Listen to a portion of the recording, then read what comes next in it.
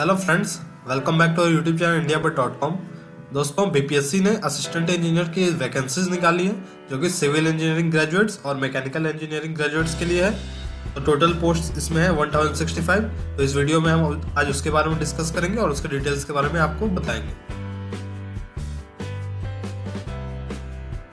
चल सबसे पहले देखते हैं इस वीडियो में हम क्या क्या नजर डालेंगे। तो इस वीडियो में हम लास्ट डेट पे अप्लाई देखेंगे, फिर देखेंगे कितने वैकेंसीज है, फिर मिनिमम एजुकेशनल क्वालिफिकेशंस क्या है, फिर एज लिमिट क्या है, फिर एज रिलैक्सेशन क्या है, फिर एग्जाम पैटर्न, फिर पासिंग मार्क्स कितने हैं क्योंकि इंडिविजुअल पासिंग मार्क्स है इसमें, फिर सिलेबस और फिर एप्लीकेशन फी। तो दोस्तों इसलिए इस वीडियो को पूरा देखें ताकि तभी आप पूरा समझ पाएंगे, क्योंकि इसकी जो नोटिफिकेशन जारी हुई है वो हिंदी में हुई है तो समझना काफ़ी कठिन है उसको।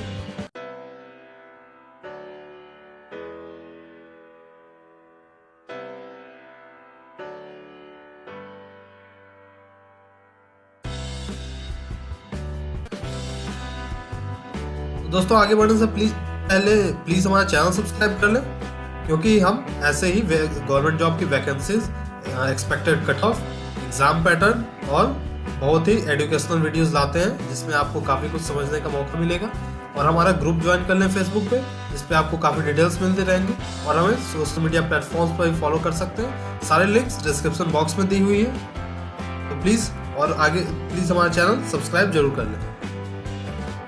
दोस्तों सबसे पहले देखते हैं लास्ट डेट पे अप्लाई कब है। तो सबसे पहले इसमें देखते हैं तो 12/4/2017 मतलब 12 अप्रैल 2017 तक इसमें अप्लाई करना है 5 PM तक, और ये ऑफलाइन फॉर्म है। तो आपको ये डॉक्यूमेंट्स यहाँ भेजने हैं जिस एड्रेस पे जिसका आपको बीपीएससी के नोटिफिकेशन में दिया हुआ है एड्रेस, और एप्लीकेशन फॉर्म डाउनलोड करके फिल करके और उसे भेजना है चालान के साथ। और इसके नोटिफिकेशन आप हमारे वेबसाइट पर भी से जाके डाउनलोड कर लीजिए, और जिसका लिंक यहाँ पर स्क्रीन पर दिया और हमारे डिस्क्रिप्शन बॉक्स में भी इस वीडियो के नीचे दिया है। अब वैकेंसीज पर नजर डालते हैं तो टोटल 3 तरह की वैकेंसीज आई है, 3 एडवर्टाइजमेंट्स में आई है। तो एडवर्टाइजमेंट नंबर 2 2017 पर नजर डालें तो असिस्टेंट इंजीनियर सिविल की वैकेंसी है। 563 जनरल कैंडिडेट्स के लिए पोस्ट है। बैकवर्ड क्लास के लिए 59, एक्सट्रीमली बैकवर्ड क्लास के लिए 188, शेड्यूल कास्ट के लिए 95, शेड्यूल ट्राइब के लिए 1, बैकवर्ड क्लास वुमेन के लिए 57। तो टोटल 963 पोस्ट हो गए। पे स्केल जो है 9300 to 34,800 है और ग्रेड पे 5400 है। तो रिजर्वेशन जो इसमें होगा वो परमानेंट रेसिडेंट्स जो है बिहार के उन्हीं के लिए है। बाकी कैंडिडेट जो अदर स्टेट्स के हैं उन्हें ट्रीट किया जाएगा जनरल कैंडिडेट के रूप में। अब एडवर्टाइजमेंट नंबर 3 2017 पर नजर डालें तो ये असिस्टेंट इंजीनियर मैकेनिकल के लिए पोस्ट है। 42 पोस्ट इसमें जनरल के लिए, बैकवर्ड क्लास के लिए 10, एक्सट्रीमली बैकवर्ड क्लास के लिए 20, शेड्यूल कास्ट के लिए 19, शेड्यूल ट्राइब के लिए 2, बैकवर्ड क्लास वुमेन के लिए 3, टोटल 96 पोस्ट। पे स्केल जो है 9300 to 34,800 और ग्रेड पे 5400 है। रिजर्वेशन जो है इसमें परमानेंट रेसिडेंट्स ऑफ बिहार है उनके लिए ही है, और अदर स्टूडेंट जो है उन्हें जनरल कैटेगरी स्टूडेंट्स के रूप में ट्रीट किया जाएगा। अब जो आखिरी एप्लीकेशन है वो है एडवर्टाइजमेंट नंबर 4 2017। इसमें असिस्टेंट इंजीनियर सिविल के लिए पोस्ट है। 3 पोस्ट जनरल के लिए, 1 post backward class, 1 extremely backward class, 1 schedule caste. तो टोटल 6 पोस्ट है। पे स्केल जो है 9300 to 34,800 है और ग्रेड पे 4200 है। और यहाँ भी रिजर्वेशन जो है वो residents of permanent residents of Bihar के लिए, other candidates general category students के रूप में ट्रीट किए जाएंगे। अब एजुकेशनल क्वालिफिकेशन जो के बारे में नजर डालते हैं तो इसमें एजुकेशनल क्वालिफिकेशन जो होना चाहिए, सिविल इंजीनियरिंग या मैकेनिकल इंजीनियरिंग की डिग्री होनी चाहिए जो कि AICTE अप्रूव्ड कॉलेज से ही होना चाहिए। और जो स्टूडेंट्स यूके से पढ़े उसके किसी रिकॉग्नाइज्ड यूनिवर्सिटी से सिविल इंजीनियरिंग या मैकेनिकल इंजीनियरिंग की डिग्री होनी चाहिए, तब भी आप एलिजिबल हैं इन पोस्ट्स के लिए। अब अदर डिटेल्स में देखें तो जो भी पर्सन जो हुए वो अगर गवर्नमेंट ऑर्गेनाइजेशन में काम कर रहे हैं कॉन्ट्रैक्ट बेसिस पे तो वो भी अप्लाई कर सकते हैं इस पोस्ट के लिए, और उन्हें मेरिट भी दिया जाएगा उस केस में जबकि मार्क्स जो है सेम हो जो कैंडिडेट्स और फिल किए, और एक्सपीरियंस कैंडिडेट जो कि काम कर रहे हैं कॉन्ट्रैक्ट बेसिस पे तो मेरिट उन्हें दिया जाएगा, ज़्यादा मार्क्स दिए जाएंगे या प्रेफर किया जाएगा उन कैंडिडेट्स को जो कॉन्ट्रैक्ट बेसिस पे काम कर रहे हैं। और नंबर ऑफ, इसमें एक बात और बीपीएससी ने बताई है कि नंबर ऑफ कैंडिडेट्स अगर उनके एक्सपेक्टेशन से ज़्यादा हो गए इसके बारे में डिटेल्स तो नहीं दिया कितने कैंडिडेट्स हुए तो ज़्यादा हो गए, लेकिन अगर उससे ज़्यादा हो गए, अगर बीपीएससी ने जो डिटरमाइन किया है खुद उसे जानकारी होगी, तो अगर उससे ज़्यादा हो गए तो प्री एग्जाम भी हो सकता है। अब एज लिमिट पर नज़र डालें तो एडवर्टाइजमेंट नंबर 2 2017 और 3 2017 पर नज़र डालें तो इसमें मिनिमम एज जो होनी चाहिए 1/8/2016 मतलब 1 अगस्त 2016 तक 21 ईयर्स एटलीस्ट होना चाहिए, और मैक्सिमम एज 1 अगस्त 2012 तक जो होना चाहिए वो एज फॉलोज होना चाहिए। तो जनरल कैंडिडेट्स के लिए 37 ईयर्स होना चाहिए maximum age. General candidates female के लिए 40 ईयर्स। बैकवर्ड क्लास और extremely backward class male and female के लिए 40 years. Schedule caste, schedule tribe male and female and PWD के लिए 42 ईयर्स। और एडवर्टाइजमेंट नंबर 4 2017 के लिए जो मिनिमम एज होनी चाहिए 1/8/2016 तक और 21 ईयर्स होनी चाहिए, और मैक्सिमम एज 1/10/2011 मतलब 1 अक्टूबर 2011 तक जो होना चाहिए वो जनरल कैंडिडेट्स के लिए 37 ईयर्स। जनरल कैंडिडेट्स फीमेल के लिए 40 ईयर्स। बैकवर्ड क्लास और extremely backward class male and female के लिए 40 years. Schedule caste, schedule tribe और पीडब्ल्यूडी कैंडिडेट्स के लिए 42 ईयर्स। अब एज रिलैक्सेशन में नजर डालें तो इसमें जो है जो भी कैंडिडेट जो बिहार गवर्नमेंट में 3 ईयर्स तक सर्विस जिन्होंने किया है उनको 5 ईयर्स का एज रिलैक्सेशन दिया जाएगा मैक्सिमम एज में।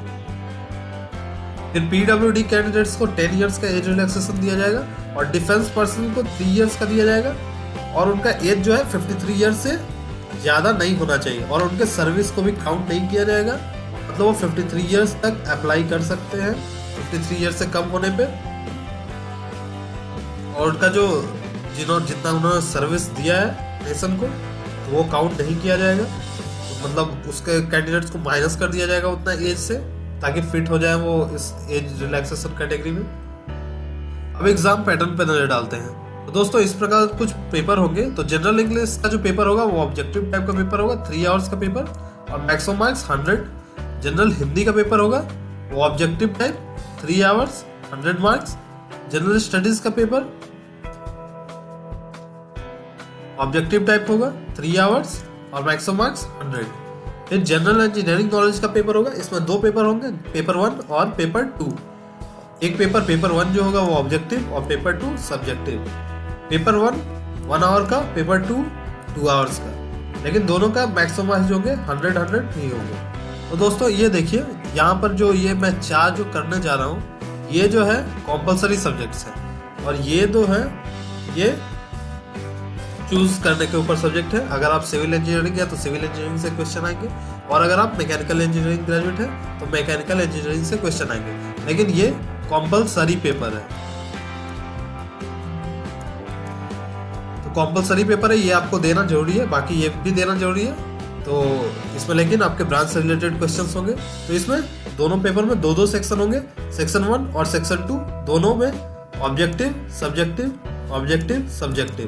1 आवर 2 आवर्स 1 आवर 2 आवर्स, और फिर भी ये 100 मतलब ये 500 का यहाँ पेपर हो गया, ये 500 का पेपर है,